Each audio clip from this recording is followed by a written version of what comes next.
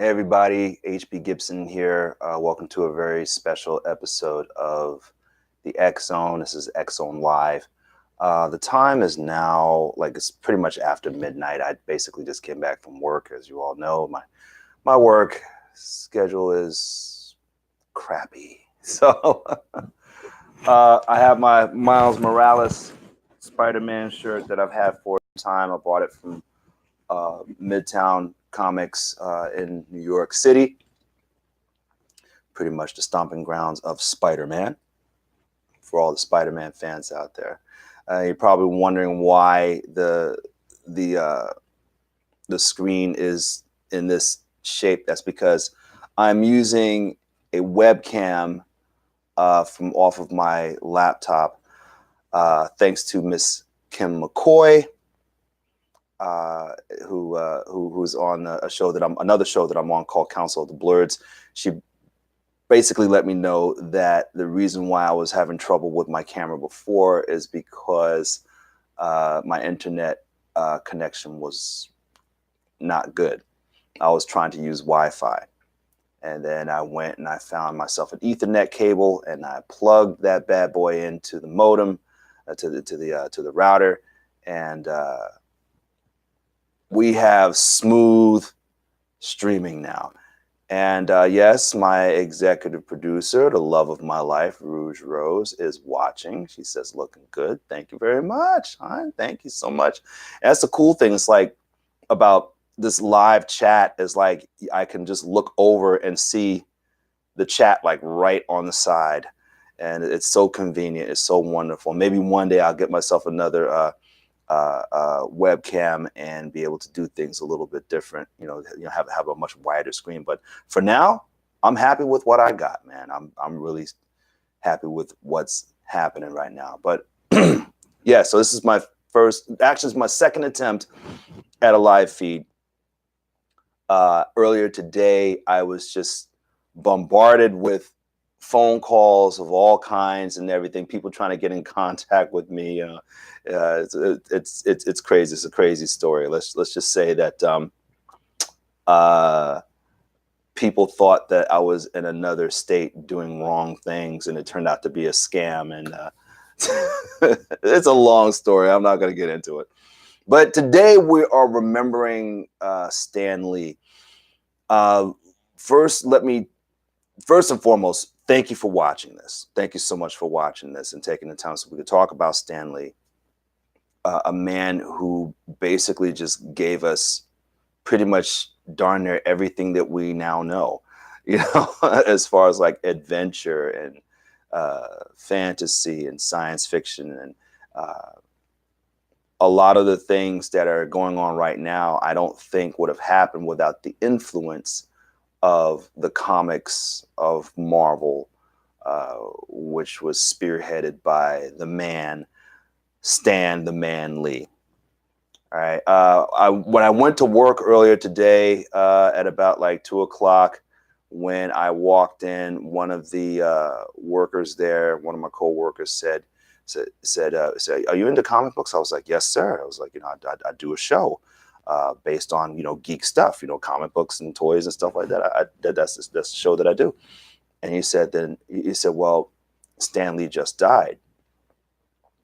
And when I first heard about it, when I first heard him say it, yes, my heart sank a little bit. But at the same time, I mean, I knew that it was really only a matter of time that we would lose Stan Lee, because the last time I saw Stan Lee, not in person now, I saw him in a video where he was explaining to people that he was, that a lot of the news that was circulating at that time about him being mistreated and things like that, he spoke up himself and released a video saying that he was not being mistreated, that he was fine, and that the people that are around him are very trustworthy, and he's not being abused or anything like that. So, it's amazing what, people will say. Excuse me a second. I'm just going to take a little swig of this. This is Perrier. I don't drink Perrier, but when you add Mio to the Perrier, and it's nice and cold. It's almost reminiscent of Mystic. Do they still make Mystic? I don't even know.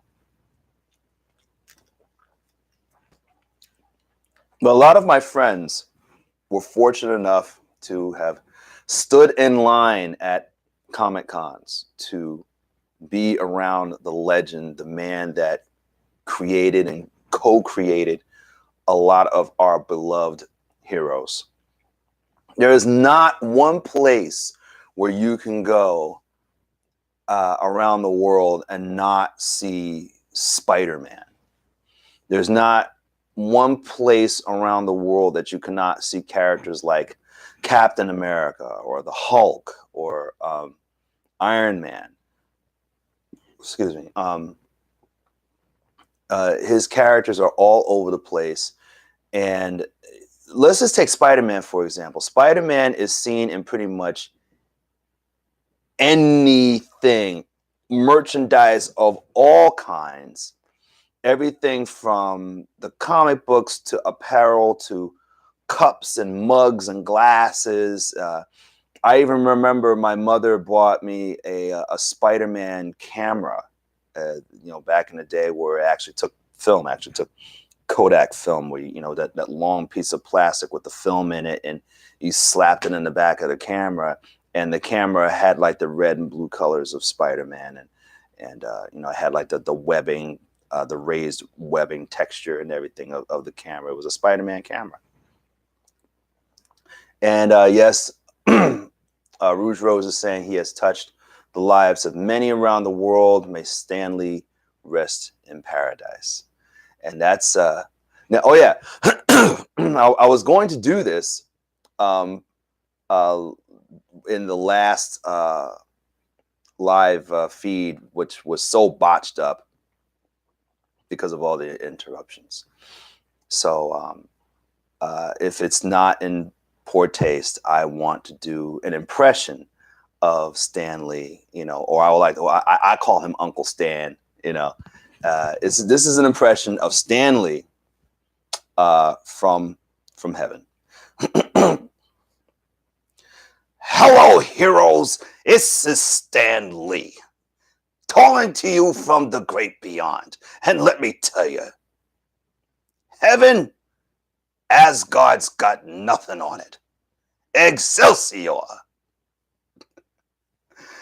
I know I could do a better job. That was kind of rushed. Maybe I'll do it. I'll try it again later. I sound like somebody else. Excelsior. You know what? I want to try that again. Hold on a minute. Hold up. Hello, heroes. This is Stan Lee, calling you from the great beyond. And let me tell you, heaven, Asgard's got nothing on it. Excelsior. I hated that one. But hey, you know what? I'm just going to just move on. All right, so we're going to talk about Stan Lee. We're going to talk about the history. We're going to she's applauding me. I would do better if I was standing up, but I'm not going to stand up. But anyway, he is with his wife once again. And that's the one thing that now I don't know where anybody else's belief is, but apparently he had a belief in God, and he placed that within his comics, within his stories. But at the same time, he was a man that looked at everything from a whole worldview and loved everyone and wanted to reach everybody and touch every part of life. That that he created characters of all walks of life, not just Caucasian, African American, Asian, Middle Eastern, male, female.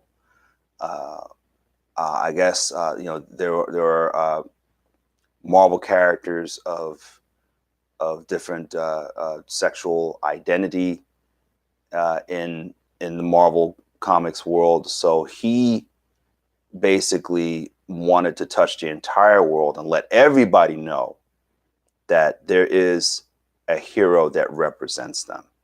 There were heroes that were physically challenged. There were heroes, Matt Murdock, blind. Professor X, bound to a wheelchair. There was I believe there was a mutant by the name of Silhouette who walked with crutches. You have gay Marvel heroes, straight Marvel heroes, all Marvel heroes of all walks of life. There is a hero in the Marvel universe that represents you.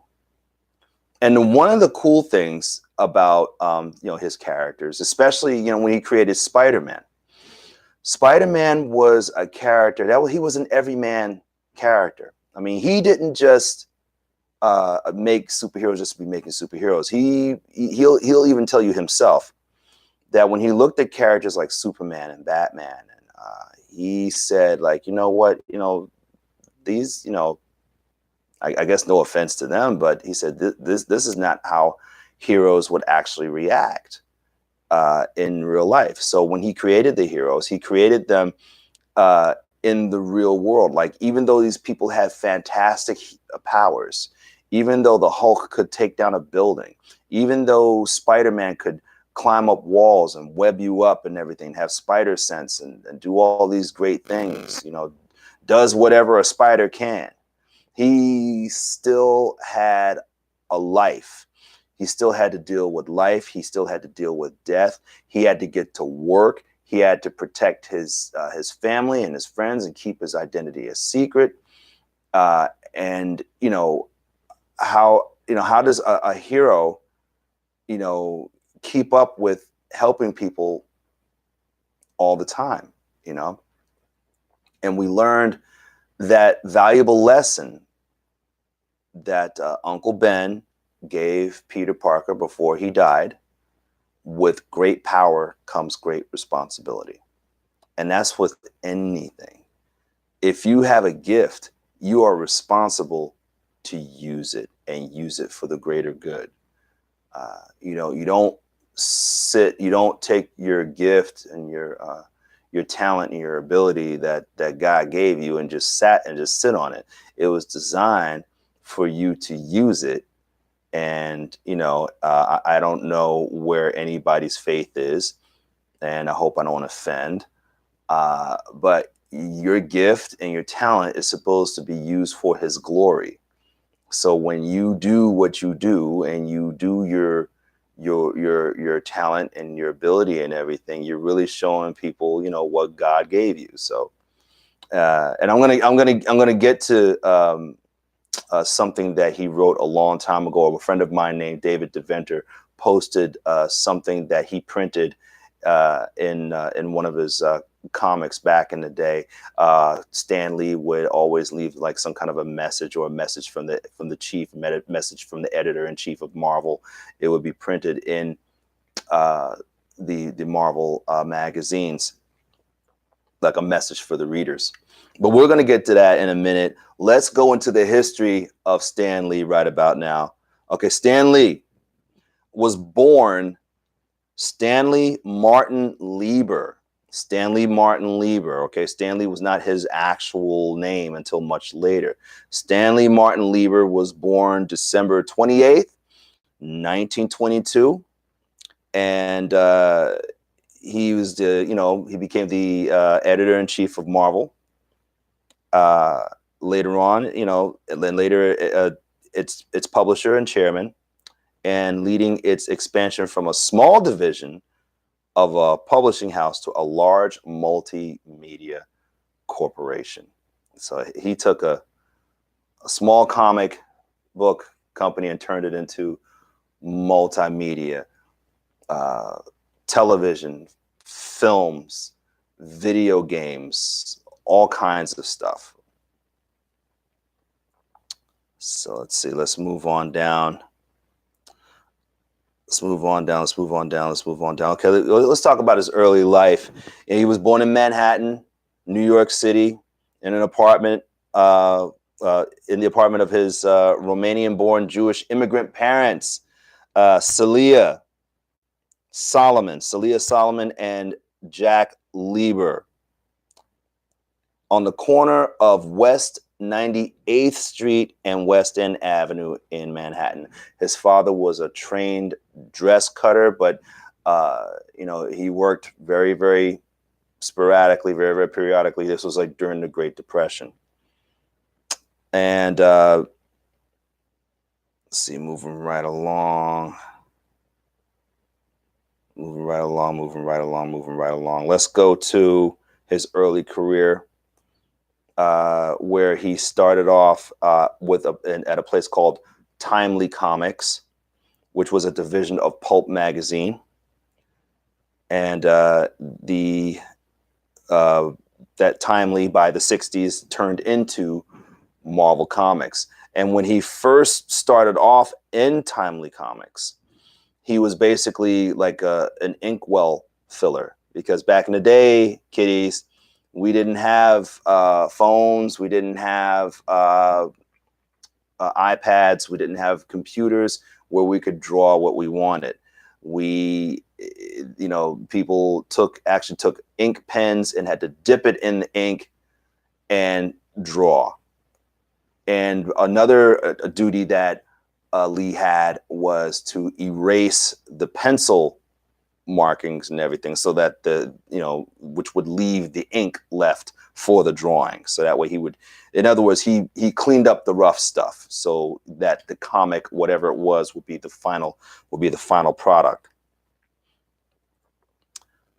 He went down, according to Stan Lee, he said he would go down and get everyone their lunch. You know, he did proofreading. He erased the pencils from the finished pages for them. He debuted, his comic book debut actually was with a text filler. Captain Marvel foils the Traitor's Revenge in Captain Marvel Comics #3. And that cover dated May 1941. And when he did that under the pseudonym name Stan Lee, to which later on he legally changed to Stan Lee. He adopted it and made it his legal name. So he went from Stanley Lieber to Stan Lee. All right, so let's see. We're moving right along. I'm really just reading from Wikipedia. This stuff is just from Wikipedia. You can go to Wikipedia and read the whole thing. I'm not going to spend too much time on it. Okay, he graduated from writer filler to actual comics with a backup feature headline, Hunter, foreign correspondent. 2 issues later. Lee's first superhero co-creation was the Destroyer in Mystic Comics #6 in August of 1941. And other characters he co-created during this period, fans and historians will call the golden age of comics, include Jack Frost, who appeared in USA Comics #1, and Father Time, debuting in Captain America Comics #6. That was also August 1941. So let's look at the characters that he created. So let's see if we can go down there. We're going to go down, going to go down, going to go down. Let's take a look here. I don't want there to be any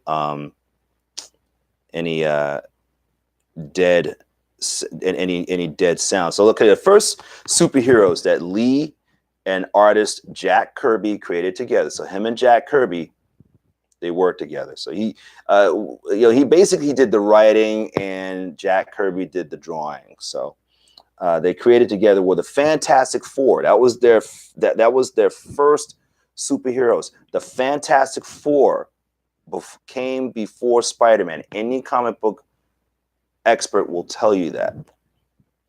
And the Fantastic Four were based on previous Kirby superhero teams Challengers of the Unknown, which was published by DC Comics. All right. The team's immediate popularity led Lee and Marvel's illustrators to produce a cavalcade of new titles. Again, working with Kirby, Stan Lee co-created the Hulk, Iron Man, and the X-Men. With Bill Everett, Daredevil, and with Steve Ditko, Doctor Strange. All right, and Marvel's most successful character of all time, Spider-Man. All whom lived in a shared universe, which was really cool. So the idea of creating all these wonderful characters and having them all be in a shared universe, that at any time Spider-Man could run into Doctor Strange, Doctor Strange at any time could run into the Hulk. Early Defenders, anyone? Okay, Lee and Kirby gathered several of their newly created characters together into the team that we now know as the Avengers. All right, and would revive characters from the 1940s, such as the Submariner. They brought the Submariner back, you know, because for a while he wasn't around, you know, like since the 40s, and brought them back, and also Captain America. So let's see. Let's move down, move down, move down, move down.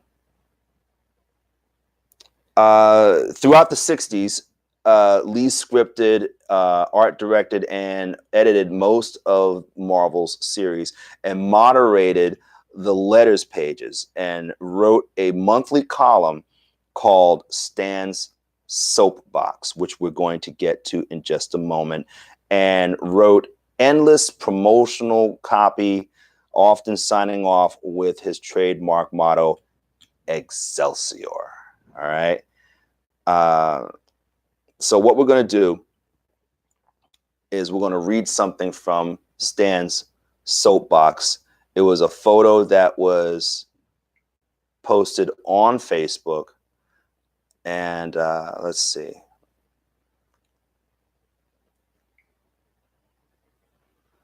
All right. Here we go. This was Stan's Soapbox. I believe this was sometime in the 60s. I don't exactly remember when this was actually dated, but you could pretty much tell that Stan Lee was a man of the world and loved everybody. And he, as he was coming up, he saw the civil rights movement with Martin Luther King and with Malcolm X. And I'm sure a lot of you comic book fans know that that when the X-Men were created, that it was made pretty much off of the civil rights movement, where we had Professor Charles Xavier being inspired from Martin Luther King, and Magneto was inspired by Malcolm X. And, you know, seeing that there was a lack of Black superheroes, that was when they came up with Black Panther.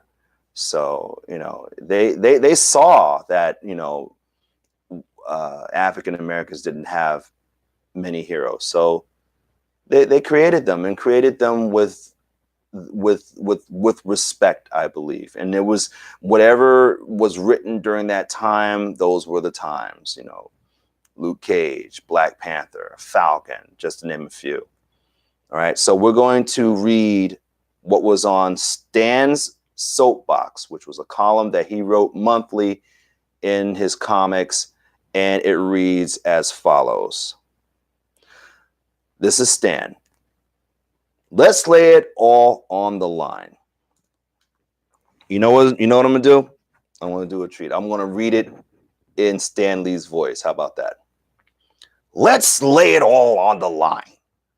Bigotry and racism are among the deadliest social ills plaguing the world today. But unlike a team of costume supervillains, they can't be halted with a punch to the snoot or a zap from a ray gun. The only way to destroy them is to expose them, to reveal them for the insidious evils they really are. The bigot is an unreasoning hater, one who hates blindly, fanatically, indiscriminately. If his hangup is black men, he hates all black men. If a redhead once offended him, he hates all redheads.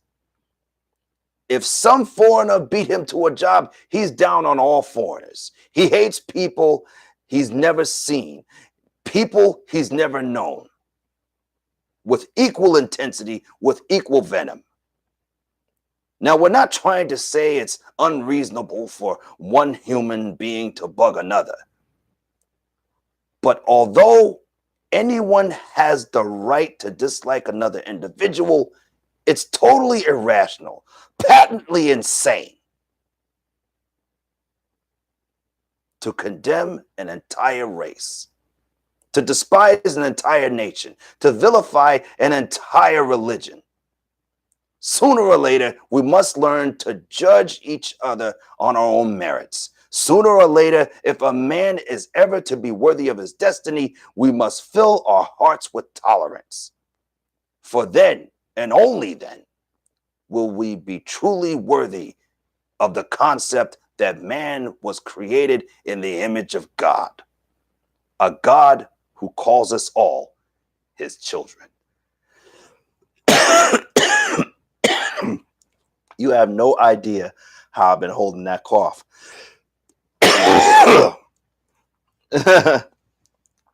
Hello, heroes. This is Stan Lee. You gotta love him. You gotta love him. So there you have it, ladies and gentlemen. Stan Lee, and of course, the amazing, wonderful, wonderfully done cameos that Stan Lee has done in the Marvel films, going into the Marvel Cinematic Universe.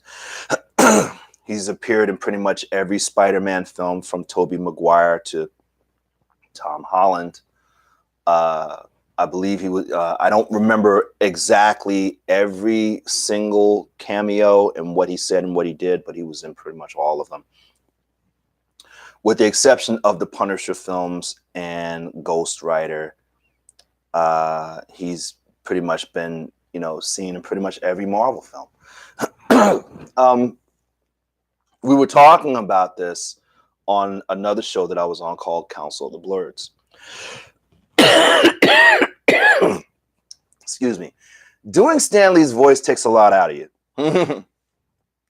And we were talking, I wasn't on this particular episode. I was at work, but I was watching it while I was at the bus stop. And there were, everyone on the show was talking about what their favorite Stan Lee cameo was. And personally, mine was when it was in the Avengers. I think it was a deleted scene, actually, where Steve Rogers was at an outdoor restaurant, and the waitress was obviously flirting with him, and when she walked away, and he was smiling at her, and Stan Lee turned around and he looked at him and was like, "Ask her for her number, you moron." I loved it. That's personally my favorite. Like, Stan was like, "Look, dude, the girl is like throwing you a bone. Go ahead, man. Go pursue." He was like, "The chick likes you. Ask her for her number." Oh man, poor Steve. He's just a man out of another time. Come to find out that if anybody knows, Stan Lee, and I'm going to get ready to close it because it's going on 30 minutes. Stan Lee had filmed a number of cameos, and I guess probably it was the idea of everyone around him. I guess Kevin Feige, as well as Stan himself and his people, thought it would be a good idea to just go on ahead and just film some cameo scenes in advance knowing full well that, you know, that he is up there in age and probably didn't have a lot of time left. Coming to find out that the final cameo that he filmed was for, coincidentally, the character that put him on the map. Spider-Man Far From Home will be his final cameo. And that's an amazing thing. It's an amazing thing that the flagship character of Marvel, Spider-Man, was Spider-Man Far From Home will be his final cameo in any Marvel Cinematic Universe film. But I have a feeling, ladies and gentlemen, I have a feeling that that might not be his final one. I think he probably filmed quite a few. And there's always those cameos that you film on that wind up on the cutting room floor. You know, anything can happen. You know, in film, you know, you could take pieces and parts and parts and pieces. From what I understand, they're taking parts that were deleted out of The Force Awakens and putting it into the next Star Wars film to keep General Leia alive. So somehow they were able to make a make a story for the third film in the sequel trilogy that can be that can use that footage from The Force Awakens, so that way General Leia is still in the film. So, you know, you never know. They may have filmed more cameo, more things, more parts for with Stan Lee to be in maybe even a few more Marvel films. But who's to say where Marvel is going to go from here? I mean, are the characters still going to be the characters that we know and love? Has Marvel been passed on to capable hands that will carry on the tradition of what Stan Lee meant for these characters to be? Will the legacy live on? Will we carry on Stan Lee and what he's brought us? Time will only tell. And with that being said, I want to thank everybody for watching this video. If you've been watching it live, thank you for joining me. If you're seeing this on recorded, thank you for taking the time to watch, and I really truly appreciate it. You didn't have to, you could have watched any video, but you watched this one, and I truly appreciate it. Okay, so once I get out of here, I want to start experimenting with the OBS program and see if I could start doing more live videos now that I figured out the internet thing. All right. I love y'all to life. Stay tuned this week for part 2 of my interview with Raymond Ramos, which is going to be a combination interview and Cyborg special, talking about Cyborg, a little brief history about Cyborg, and we'll be talking about Raymond's Cyborg cosplay, which was the inspiration for the whole thing in the first place. So you guys take care, love you to life, and I will see you in the next video. Bye-bye.